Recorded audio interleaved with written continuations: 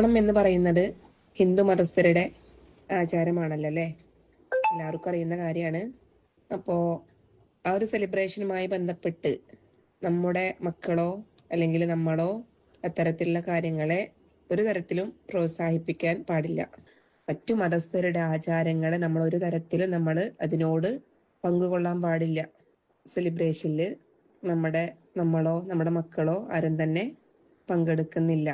വേഷവിധാനത്തിലാണെങ്കിലും മറ്റു കാര്യത്തിൽ എല്ലാ തരത്തിലും ആചാരത്തോട് ഏതെങ്കിലും തരത്തിൽ നമ്മൾ കടപിടിക്കുന്നുണ്ടെങ്കിൽ അത്തരത്തിലുള്ള പ്രവൃത്തികൾ നമ്മുടെ ഭാഗത്ത് നിന്ന് ഉണ്ടാവാതെ നമ്മൾ ഓരോരുത്തരും ശ്രദ്ധിക്കണം.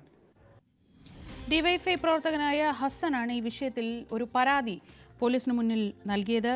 ഹസൻ, എൻ്റെ വീടൊക്കെ ഇതിന് ചുറ്റുവട്ടത്താണ്. ഏതാണ്ട് ഒരു 2-3 കിലോമീറ്റർ ചുറ്റളവിൽ തന്നെ ജനിച്ചു വളർന്ന ഒരാളാണ് ഞാൻ. ഓണം എന്ന് പറയുന്നത് എന്നെങ്കിലും അത് ഏതെങ്കിലും ഒരു മതസ്ഥരുടെ ആഘോഷമായി ആരെങ്കിലും കണക്കാക്കിയിട്ടുണ്ടോ എന്നറിയില്ല, പ്രത്യേകിച്ച് നമ്മൾ കേരളത്തിലൊക്കെ. അങ്ങനെ ഇരിക്കുമ്പോഴാണ് ചെറിയ കുട്ടികൾ പഠിക്കുന്ന ഒരു സ്കൂളിലെ മാതാപിതാക്കളുടെ ഗ്രൂപ്പിലേക്ക് ഇങ്ങനെ ഒരു സന്ദേശം പോകുന്നത്. ഇത് ഈ ടീച്ചറുടെ തീരുമാനത്തിൻ്റെ പുറത്താകാൻ യാതൊരു സാഹചര്യവും ഇല്ലല്ലോ. ഇപ്പോൾ ടീച്ചറാണ് ഇങ്ങനൊരു സന്ദേശം ഇട്ടതെന്നാണ് മാനേജ്മെന്റ് പറയുന്നത്. എങ്ങനെയാണ് ഈ സന്ദേശം നിങ്ങളുടെ ശ്രദ്ധയിൽപ്പെടുന്നത്? നമസ്കാരം. പറഞ്ഞോളൂ ഹസൻ, കേൾക്കാം. നമസ്കാരം. എന്റെ പേര് ഹസൻ എന്നാണ്. ഡിവൈഎഫ്ഐയുടെ കുന്നോളം ബ്ലോക്ക് ജോയിന്റ് സെക്രട്ടറിയായും കടവല്ലൂർ വെസ്റ്റ് മേഖലാ സെക്രട്ടറി ആയിട്ടും ഒരു സംഘടനാ പ്രവർത്തനത്തിലൂടെ പോകുന്ന ഒരാളാണ് ഞാൻ. ശരി, മേഡം കേൾക്കാം ഹസൻ, പറഞ്ഞോളൂ, കേൾക്കാം. ഞാനും ഒരു മുസ്ലിം മതസ്ഥനാണ്. ഒരു ഓണാഘോഷ പരിപാടികൾ ഞാൻ പങ്കെടുക്കുന്ന എന്റെ കുട്ടികൾ തൊട്ടപ്പുറത്തുള്ള ഒരു പ്രൈവറ്റ് സ്കൂളുകളിൽ പഠിക്കുന്നുണ്ട്. അവിടെയും ഓണാഘോഷ പരിപാടികൾ നടക്കുന്നുണ്ട്, വേഷവിധാനങ്ങൾ അണിയുന്നുണ്ട്. ആ ഓണ സെലിബ്രേഷനുമായി ബന്ധപ്പെട്ടുകൊണ്ട് എന്തെല്ലാം കലാപരിപാടികളാണോ ആ പരിപാടിക്കകത്ത് ഞാൻ അവരെ പങ്കെടുപ്പിക്കാറുണ്ട്. കാരണം മതപരമായി കൊണ്ടല്ല ഞങ്ങൾ ആരും ചിന്തിക്കുന്നത്.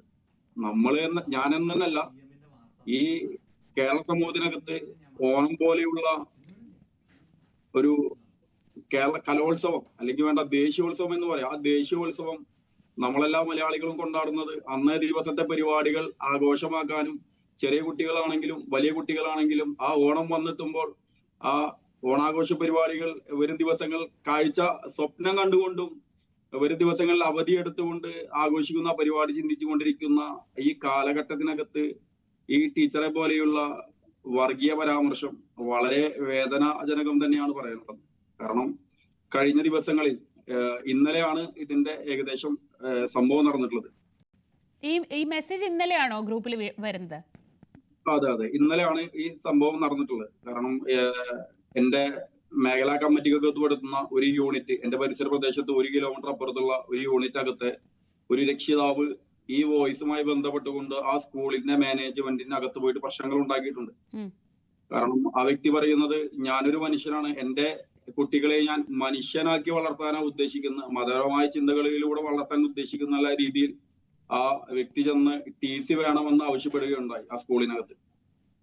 അപ്പൊ ആ മാനേജ്മെന്റ് ആ രക്ഷിതാവിനോട് മറ്റു പ്രശ്നങ്ങളെല്ലാം പറഞ്ഞു തീർത്തുകൊണ്ട് അത് അവിടെ തന്നെ ഒതുക്കുകയാണ് ഉണ്ടായത്. കാരണം ഇതിന്റെ പിന്നാമ്പുറങ്ങൾ നമ്മൾ അന്വേഷിച്ചുകൊണ്ടിരിക്കുന്നതാണ്. എന്താണ് ഇവരുടെ പരിപാടി, എന്താണ് പ്രധാനപ്പെട്ട 1-2 സംശയങ്ങൾ ചോദിക്കാം. ഒന്ന്, ഈ സ്കൂൾ പൊതുവെ ഇങ്ങനത്തെ വളരെ എന്താ പറയുക, വളരെ ശക്തമായ മതപരമായ നിലപാടുകൾ എടുക്കുന്ന സ്കൂളാണ്. നമുക്കറിയാം, ഇപ്പോൾ നമ്മുടെ കൂട്ടത്തിലുള്ളവർ തന്നെ ക്രിസ്ത്യൻ മാനേജ്മെന്റ് സ്കൂളിൽ പഠിച്ചവരുണ്ടാവും, മുസ്ലിം മാനേജ്മെന്റ് സ്കൂളിൽ പഠിച്ചിട്ടുണ്ടാവും. പ്രത്യേകിച്ച് ഇപ്പോൾ കടവല്ലൂരും തൊട്ടടുത്താണ് അൻസാർ പബ്ലിക് സ്കൂളൊക്കെ. ആ പ്രദേശത്തുള്ള എത്രയോ കുട്ടികൾ ആ സ്കൂളിലാണ് പഠിക്കാറുള്ളത്. അത് ഹിന്ദു ക്രിസ്ത്യൻ മതഭേദമന്യേ അവിടെ പഠിക്കുന്ന കുട്ടികളാണ്. അപ്പോൾ നമുക്കറിയാം, അവിടെ മാനേജ്മെന്റിന് അപ്പുറത്ത് സ്കൂളിനകത്തുണ്ടാക്കുന്ന ഒരു സാഹചര്യം എന്ന് പറയുന്നത് എല്ലാവരും ഒരുപോലെയുള്ളത് എന്നതാണ്. ഈ സ്കൂളിന് ഇങ്ങനെ വളരെ കാർക്കശ്യമുള്ള മതനിലപാടുകളുള്ള സ്കൂളാണോ? അതിപ്പോൾ നമുക്ക് അവിടെ അന്വേഷിച്ചാൽ അറിയാമല്ലോ. അവർ ഈ വിഷയത്തിൽ മാത്രമാണോ ഇങ്ങനൊരു നിലപാട് എടുത്തിട്ടുള്ളത്? മാത്രമല്ല, നേരത്തെ ഞാൻ തുടക്കത്തിൽ പറഞ്ഞതുപോലെ ഒരു ടീച്ചർക്ക് ഒറ്റയ്ക്ക് ഇങ്ങനെ ഒരു നിലപാടെടുക്കാൻ കഴിയുമോ എന്നതാണ് പ്രധാനപ്പെട്ട ഒരു ചോദ്യം. അങ്ങനെ ഒരു നിലപാടെടുത്ത് ഒരു പാരൻസിന്റെ ഗ്രൂപ്പിലേക്ക് അങ്ങനെ ഒരു മെസ്സേജ് ഇട്ടാൽ ആ മാനേജ്മെന്റ് അതിന് എതിരാണെങ്കിൽ ആദ്യം ടീച്ചർക്കെതിരെയല്ലേ നടപടി വരിക? അപ്പോൾ ഇത് മാനേജ്മെന്റ് കൂടി അറിഞ്ഞുള്ള തീരുമാനമാണോ? സത്യത്തിൽ ആ സ്കൂള് ഇക്കൊല്ലം പുതിയ ഒരു മാനേജ്മെന്റ് ആണ് ഏറ്റെടുത്തിട്ടുള്ളത്. കഴിഞ്ഞ വർഷം വരെ വേറൊരു മാനേജ്മെന്റ് ആയിരുന്ന ആ സ്കൂള് പുതിയ ഒരു മാനേജ്മെന്റ് ഏറ്റെടുക്കുകയാണ് ഉണ്ടായത്. ഒരു 5 അംഗ ട്രസ്റ്റ് രൂപീകരിച്ചുകൊണ്ട് ഒരു ട്രസ്റ്റിന്റെ പേരിലാണ് ആ സ്കൂളിൽ ഇപ്പൊ നിലനിന്ന് പോയിരിക്കുന്നത്. ആ സ്കൂളിനകത്തെ 1-2 ആളുകളെ ആ മാനേജ്മെന്റിനെ എനിക്കറിയാവുന്നതാണ്.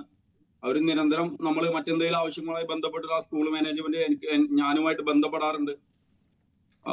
ആ സ്കൂളിനകത്ത് നമ്മൾ സ്ഥിരം കാണുന്ന ആളുകൾ വെച്ചുകൊണ്ട് അവരെ വേറൊരു രീതിയിൽ വ്യാഖ്യാനിക്കാൻ എന്നോട് പറ്റില്ല. കാരണം അവിടെ എന്താണ് അവർ കൊടുക്കുന്ന വിദ്യാഭ്യാസം എന്നുള്ളത് വ്യക്തമായിട്ട് എനിക്ക് അറിവില്ല. എന്നിരുന്നാലും പറയാണ്, ഇപ്പൊ കിട്ടിയ അറിവ് പ്രകാരം കുറച്ച് രക്ഷിതാക്കളെ എന്നെ വിളിച്ചിരുന്നു. ഈ സ്കൂൾ കഴിഞ്ഞ കുറച്ച് കാലങ്ങളായി ഈ സ്കൂൾ ആരംഭിച്ച കാലഘട്ടം മുതൽ ഒരു മതപരമായിട്ടുള്ള ഒരു ആചാരം പോലെയാണ് ഇപ്പോ ആ സ്കൂളിലെ വിദ്യാഭ്യാസം പോകുന്നത് എന്നുള്ള ചെറിയൊരു അറിവ് എനിക്ക് കിട്ടിയിട്ടുണ്ട്. ഞാനത് പൂർണ്ണമായിട്ട് ഞാനത് അംഗീകരിക്കുന്നില്ല. കാരണം എനിക്ക് അതിന്റെ വ്യക്തത എന്താണെന്ന് അറിയില്ല. ശരി, ഇത് എത്ര വരെയുള്ള സ്കൂളാണ്? എത്ര വരെയുള്ള ക്ലാസ്സുകൾ ഉണ്ട് ഇവിടെ? 10ാം ക്ലാസ് വരെ വിദ്യാഭ്യാസം. എത്രത്തോളം കുട്ടികളുണ്ട്? വലിയ സ്കൂളാണോ? വലിയ സ്കൂൾ തന്നെയാണ്. അത്യാവശ്യം കുഴപ്പമില്ലാതെ വിദ്യാഭ്യാസമുണ്ട്, കുഴപ്പമില്ലാത്ത കുട്ടികളും ഉണ്ട്. അൺഎയ്ഡഡ് സ്കൂളാണ്. സർക്കാരുമായി ബന്ധപ്പെട്ടുകൊണ്ട്, സർക്കാരിന്റെ അല്ല എന്നിരുന്നാലും ഫീസ് കൊടുത്തു പഠിക്കുന്ന അൺഎയ്ഡഡ് സ്കൂളാണത്. ശരി, ഇപ്പൊ ഈ അധ്യാപികക്കെതിരെ കേസ് എടുത്തിട്ടുണ്ട് ഹസൻ. പക്ഷേ ഞാൻ നേരത്തെ 2 തവണ ഞാൻ ചോദിച്ചത്, അങ്ങനെ ഒരു അധ്യാപികയ്ക്ക് ഒറ്റയ്ക്ക് ഒരു സ്കൂളിൽ ഒരു തീരുമാനം എടുക്കാൻ കഴിയുമോ? അതൊരു കോമൺ സെൻസ്. അപ്പൊ അങ്ങനെയാണെങ്കിൽ മാനേജ്മെന്റിന്റെ നിലപാടായിരിക്കണമല്ലോ അധ്യാപിക പറഞ്ഞത്. അങ്ങനെയെങ്കിൽ മാനേജ്മെന്റിനെതിരെ കൂടി ഇതിൽ കൃത്യമായ ഒരു സ്ക്രൂട്ടിനി വരേണ്ടതല്ലേ? മാനേജ്മെന്റ് അങ്ങനെ ഒരു നിലപാട് എടുത്തിട്ടുണ്ട്. അവരിപ്പോ പൂർണ്ണമായും തള്ളിക്കളയാണ്. അധ്യാപികക്കെതിരെ നടപടി എടുത്തു എന്നൊക്കെ പറഞ്ഞ് അവർ തടിയൂറുകയാണ്. അങ്ങനെ ഒരു അധ്യാപികയ്ക്ക് എടുക്കാൻ കഴിയില്ലല്ലോ. അങ്ങനെയാണെങ്കിൽ അവരെ ബലിയാടാക്കുകയല്ലേ ചെയ്യുന്നത് ഇതിനിടയിൽ കൂടി? മാഡം, ഇതിന്റെ വസ്തുത എന്ന് വെച്ച് കഴിഞ്ഞാൽ, എന്നെ സംബന്ധിച്ചിടത്തോളം മാനേജ്മെന്റ് ആണോ മറ്റാരൊക്കെ ഇതിന് പിന്നാമ്പുറത്തുണ്ടെന്ന് എനിക്കറിയില്ല. കാരണം എന്ന് വെച്ച് കഴിഞ്ഞാല് ഞാൻ ഈ വോയിസ് വളരെ മോശമാണ്, ഒരു മതവിഭാഗീയത ഉണ്ടാക്കുന്ന രീതിയിൽ വോയിസ് ആണെന്ന് എനിക്ക് സ്വയം ബോധ്യപ്പെടുത്തിക്കൊണ്ട് ഞാൻ എന്റേതായ രീതിയിൽ നേരിട്ട് പരാതി കൊടുത്തു. ഈ പരാതികൾക്ക് ആ വോയിസുകൾ അയച്ച 2 ടീച്ചർമാർക്കെതിരാണ് ഞാൻ പരാതി ഉന്നയിച്ചിട്ടുള്ളത്. ഈ പരാതിയുമായി ബന്ധപ്പെട്ടുകൊണ്ട് ഇന്ന് ഡിവൈഎഫ്ഐയുടെയും CPM-ന്റെയും ഒരു പ്രതിഷേധ മാർച്ച് ഇന്ന് സ്കൂളിലേക്ക് സംഘടിപ്പിക്കുകയുണ്ടായി. ആ സംഘടിപ്പിച്ചതിന്റെ ഭാഗമായിട്ട് ആ സ്കൂൾ മാനേജ്മെന്റിനകത്തുള്ള ഒരു വ്യക്തി വന്നുകൊണ്ട് അവരൊരു സ്റ്റേറ്റ്മെന്റ് തന്നു. ആ സ്റ്റേറ്റ്മെന്റിനകത്ത് പറയുന്നത്, ഞങ്ങൾ ആ ടീച്ചറെ താൽക്കാലികമായി സസ്പെൻഡ് ചെയ്തു എന്നാണ് ഞങ്ങളെ അറിയിച്ചത്. അപ്പോ പ്രതിഷേധമുള്ള രീതിയിൽ ഞങ്ങളുടെ ആവശ്യം പറഞ്ഞു. നിങ്ങൾ മാനേജ്മെന്റ് അറിയാതെ നിങ്ങൾ ആ സ്കൂളിനകത്ത് ആ ടീച്ചർ വോയിസ് സപ്ലൈ ചെയ്യില്ല. കാരണം ഏതൊരു സംഘടനയ്ക്കും അല്ലെങ്കിൽ ഏതൊരു പ്രസ്ഥാനത്തിനും ഏതൊരു കമ്പനിക്കും അതിൻ്റെതായ ഒരു ഹെഡ് ഓഫീസ് ഉണ്ടാവുമല്ലോ. ആ ഹെഡ് ഓഫീസിൽ നിർദ്ദേശം കിട്ടാതെ നിങ്ങൾ ഞങ്ങൾ അറിഞ്ഞിട്ടില്ല എന്ന രീതിയിൽ വീണ്ടും അവർ കൈയെഴുകാൻ ശ്രമിച്ചു. അപ്പൊ ഞങ്ങൾ പറഞ്ഞു, നിങ്ങൾ 2ാമത്തെ വോയിസ് ശ്രദ്ധിച്ച് കേൾക്കുക. ആ 2ാമത്തെ വോയിസിനകത്ത് മാനേജ്മെന്റിന്റെ പുതിയ തീരുമാനപ്രകാരം ഓണാഘോഷ പരിപാടികൾ മുസ്ലിം സമുദായം പങ്കെടുക്കാൻ പാടില്ല എന്നും നബിദിനം പോലെയുള്ള ആഘോഷ പരിപാടികൾ വിപുലമായി നടത്താൻ നമുക്ക് തീരുമാനമെടുത്തിട്ടുണ്ടെന്നും മാനേജ്മെന്റ് തീരുമാനം ആ വോയിസിനകത്ത് പറയുന്നുണ്ടെന്ന് പറഞ്ഞപ്പോൾ അവർക്ക് പ്രത്യേകിച്ച് മിണ്ടാട്ടൊന്നും ഉണ്ടായിരുന്നില്ല. അപ്പൊ അത് ചർച്ചാ വിഷയം, ഞങ്ങള് സംസാര വിഷയം മാറി തുടങ്ങിയപ്പോൾ അവിടെ കുടിയിരുന്ന പോലീസുകാരൻ പ്രിൻസിപ്പൽ ചാർജ് ഉണ്ടായിരുന്ന വൈശാഖ് സാർ പറഞ്ഞു, ഓഫീസിൽ പോയിട്ട് നമുക്ക് സംസാരിക്കാം, ഇവിടെ ഒരു സീൻ ഉണ്ടാക്കരുത് പറഞ്ഞു ഓഫീസിൽ ഇന്ന് സംസാരിച്ചു. ആ ഓഫീസിൽ സംസാരിച്ചപ്പോൾ ഈ സാറ് ഇത് തന്നെ ആവർത്തിച്ചുകൊണ്ടിരിക്കുന്നു. അപ്പൊ ഞങ്ങളൊരു നിലപാട് പറഞ്ഞു, മാനേജ്മെന്റ് അറിയാതെ നിങ്ങൾ ഈ വോയിസ് ലീക്ക് ആവില്ല എന്നും മാനേജ്മെന്റിന്റെ അറിവോട് കൂടിയാണ് നിങ്ങൾ ഈ മതപരമായിട്ടുള്ള കാര്യങ്ങൾ ഇവിടെ പുലർത്തിക്കൊണ്ടു പോകുന്നു പറഞ്ഞു. ഞങ്ങൾക്ക് ഡിവൈഎഫ്ഐക്കും CPM-നും ഇനി പ്രത്യേകിച്ച് ഒരു സന്ധി ചേരാനോ അല്ലെങ്കിൽ ഇതൊരു മധ്യസ്ഥ വെച്ച് അവസാനിപ്പിക്കാനോ ഞങ്ങൾ താല്പര്യപ്പെടുന്നില്ല. ആ വിദ്വേഷ പ്രസംഗം പറഞ്ഞ ആ ടീച്ചറെ ആ സ്കൂളിൽ നിന്ന് പുറത്താക്കുന്നത് വരെ ഇനിയും ഞങ്ങൾ പ്രക്ഷോഭം അത് മതിയോ എന്നാണ് ഹസൻ എന്റെ ചോദ്യം. ഇപ്പോ ഹസൻ തന്നെ പറഞ്ഞതുപോലെ 2ാമത്തെ വോയിസിൽ പറയുന്നത് അതൊരു മാനേജ്മെന്റിന്റെ തീരുമാനമാണ് എന്ന നിലയ്ക്ക് തന്നെയാണ് ആ 2ാമത്തെ വോയിസ് വരുന്നത്. ഇതൊന്നും നമുക്കറിയാം, ഒരു അൺഎയ്ഡഡ് സ്കൂളിൽ ഒരു പാവം പിടിച്ച ടീച്ചർക്ക് എന്ത് നിലപാടെടുക്കാനാണ് കഴിയുക? നാളെ രാവിലെ വരണ്ട എന്ന് പറഞ്ഞാൽ അവർ നാളെ രാവിലെ വരണ്ട, അത്രയേ ഉള്ളൂ. അതിനപ്പുറത്തൊരു ചോദ്യവും പറച്ചിലും ഇല്ലാത്തൊരു സംവിധാനമാണല്ലോ ഈ അൺഎയ്ഡഡ് സ്കൂൾ എന്നൊക്കെ പറയുന്നത്. അവിടെ ഇപ്പോൾ ചുരുക്കത്തിൽ ഉണ്ടാവുക ആ 2 ടീച്ചർമാർ അല്ലെങ്കിൽ ഈ വോയിസ് ഇട്ട ടീച്ചർമാർ ബലിയാടാവുക എന്നത് മാത്രമേ ഉള്ളൂ. പക്ഷേ